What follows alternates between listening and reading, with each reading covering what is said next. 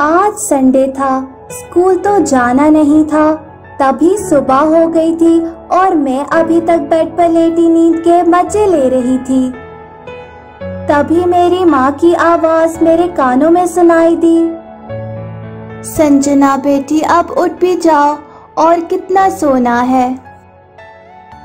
मैं शुरू से ही बहुत मन चली, शरारती और हमेशा अपनी जिंदगी से खुश रहने वाली लड़की थी।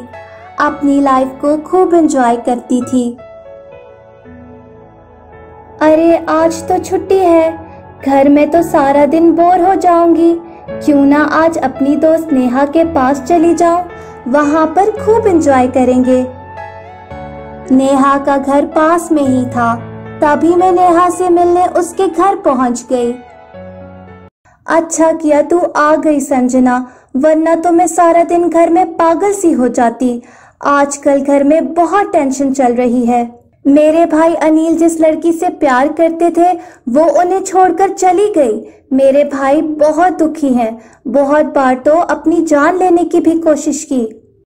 अरे ये क्या, वो छोड़कर चली गई तो मतलब जिंदगी खत्म हो गई? ये क्या बात हुई? जिंदगी तो एक बार मिलती है, उसे तो खूब एंजॉय करना चाहिए। अरे यार मैं बातों में भूल ही गई, तेरे लिए चाय बनाना। तू बैठ, मैं अभी तेरे लिए एक अच्छी सी चाय बनाकर लाती हूँ।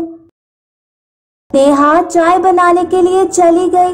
तभी मैं सोचने लगी, क्यों ना उस दिल जले को देखूं। जब मैं छोटी सी थी तभी मैंने नेहा के भाई अनिल को देखा था।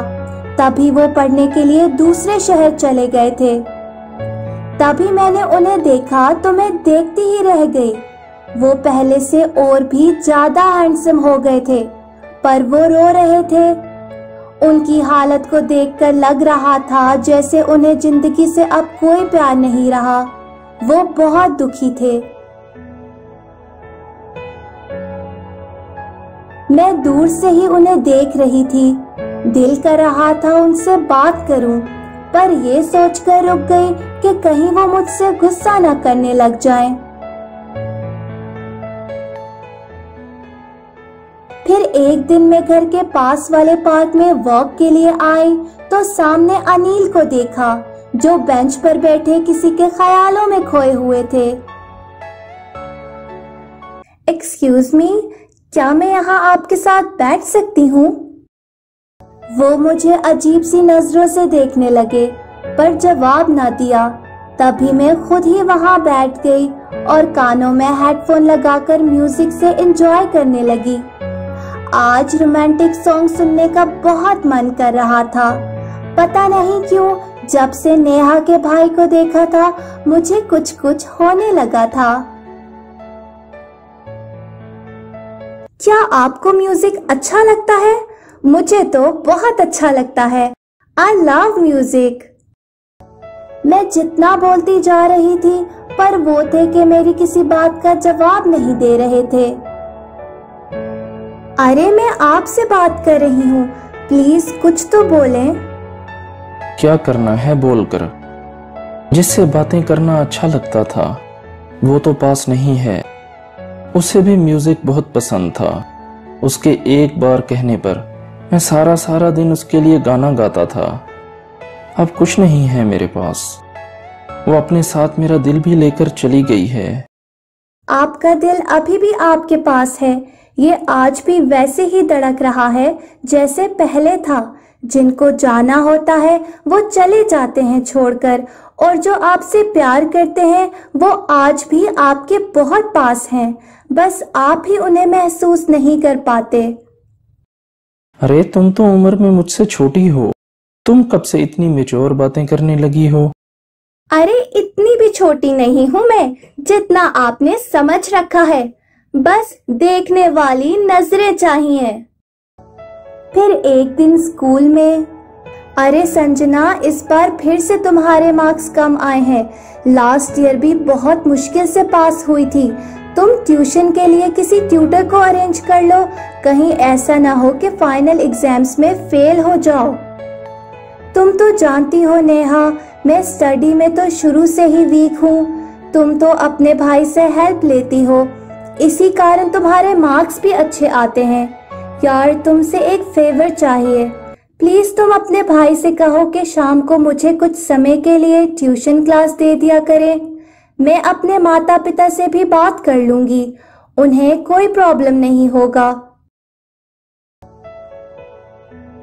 भाई वो एक्चुअली आपसे कुछ बात करनी है। हाँ बोलो, क्या कहना है? भाई वो मेरी दोस्त संजना है ना, उस बेचारी के मार्क्स बहुत कम आ रहे हैं, स्टडी में बहुत वीक है। वो चाहती है कि आप उसे ट्यूशन क्लास दें। उसने अपने माता पिता से भी बात कर ली है, प्लीज भाई मान जाएं, उसने बहुत रिक्वेस्ट की है। चलो अगर तुम कह रही हो तो मुझे कोई प्रॉब्लम नहीं है। तभी मुझे नेहा का फोन आया और उसने मुझे बताया कि मेरा भाई कल से तुम्हें पढ़ाने आएगा। सच? ये तो बहुत अच्छी न्यूज दी है तुमने। नेहा तुम मेरी सबसे अच्छी दोस्त हो। रात को नींद न आई, मैं खुशी के मारे पागल हो रही थी कि वो मुझे पढ़ाने आ रहे हैं। पढ़ाई तो बस एक बहाना था, असल में तो मैं उनके पास आना चाहती थी। अनिल मुझे बहुत अच्छे लगते थे। शाम के 6 बज गए थे, वो आने वाले थे। तभी मैं भी खूब तैयार हो रही थी। वो मुझे पढ़ा रहे थे पर मेरी नजरें थीं कि उन्हें ही देखे जा रही थी। दिन गुजरते गए, वो हर रोज मुझे टाइम से पढ़ाने आ जाते। रात को बस उनके ही ख्यालों में खोई रहती। धीरे धीरे मुझे उनसे मोहब्बत होने लगी थी। फिर एक दिन, संजना, मैं बहुत दिनों से तुमसे कुछ कहने की कोशिश कर रहा था। Thank you so much. तुम्हारी बातों ने मेरी जिंदगी को बदल दिया है। अब मैं एक बार फिर से खुश रहने लगा हूँ। अनिल के मुंह से अपनी तारीफ सुनकर मैं तो खुशी के मारे हवाओं में उड़ रही थी। रात खुशी से नींद नहीं आ रही थी। सोचती रही कि सर अनिल मुझे इतना ज्यादा लाइक करते हैं। अब मैंने भी सोच लिया था कि अपने दिल की फीलिंग सर अनिल से जरूर शेयर करूंगी। तभी मैंने फीलिंग्स एक कागज पर लिखकर सर अनिल के सामने रख दिया। ये क्या मजाक है? तुम होश में तो हो? सर मेरा दिल मेरे बस में नहीं रहा। मैं आपसे प्यार कर बैठी हूँ, शायद उसी दिन से जब से आपको पहली बार देखा था। ये तुम मुझसे क्या कह रही हो? तुम मुझसे उम्र में छोटी हो। तुमने सोच भी कैसे लिया ये सब कुछ? टीचर और स्टूडेंट में एक रिस्पेक्ट का रिश्ता होता है, तुमने उसका भी ख्याल न रखा। सर ये जो यहाँ दिल है ना, ये एज को नहीं मानता। बस किसी पर भी आ जाए तो फिर उसी का ही हो जाता है। मैं आपसे ही शादी करूंगी, चाहे मुझे कितना ही इंतजार करना पड़े। सर अनिल गुस्से से वहां से चले गए। मैं तो हमेशा खुश रहने वाली लड़की थी, सोचा भी ना था कि जिंदगी में कभी दुखी भी हो जाऊंगी। सर अनिल मेरी मोहब्बत को ना समझ पाए। अगले दिन इंतजार करती रही पर सर अनिल मुझे पढ़ाने ना आए। भाई बहुत पहले एक लड़की ने आपका दिल तोड़ा था, तब आपको कितना दुख हुआ था, और आज आप भी संजना का दिल तोड़ रहे हैं। सोचें उस बेचारी की क्या हालत होगी। संजना बहुत अच्छी लड़की है, प्लीज आप उसको अपना ले। हेलो, मुझसे नाराज हो? अरे मैं नाराज रहूं या खुश, इससे आपको क्या? आपको तो केवल एक ही काम आता है और वो है लड़कियों का दिल तोड़ना। आपको क्या कोई जिए या मरे? जिंदगी में खुश कैसे रहना है ये तुमने मुझे सिखाया है। हम भी बहुत अजीब हैं संजना, उनके पीछे भागते हैं जो हमारे प्यार की कदर नहीं करते, और जो हमें चाहते हैं हम उनके प्यार को समझ नहीं पाते। संजना तुम बहुत अच्छी हो, मैं तुमसे ही शादी करूंगा, पर तुम्हें मुझसे एक वादा करना होगा कि तुम पहले अपनी एजुकेशन कंप्लीट करोगी। मैं तुम्हारा इंतजार करूंगा। दिन गुजरते गए। मैं स्टडी में बहुत सीरियस हो गई और अपनी ग्रेजुएशन कंप्लीट कर ली। हेलो संजना, आज दिल बहुत घबरा रहा है, कंफ्यूज हूँ। कंपनी ने पहली बार प्रोजेक्ट की जिम्मेदारी पर मुझे यहाँ यूरोप में भेजा है। कल क्लाइंट के साथ मीटिंग है, तुम दुआ करोगी ना? आप घबराएं नहीं, मैं प्रार्थना करूंगी, आप सफल रहेंगे।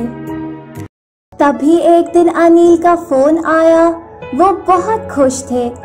उन्हें क्लाइंट से प्रोजेक्ट मिल गया था और कल की फ्लाइट से वापस लौट रहे थे। फिर कुछ दिनों में हमारी शादी हो गई। हम दोनों जिंदगी के एक एक पल को खूब एंजॉय करने लगे।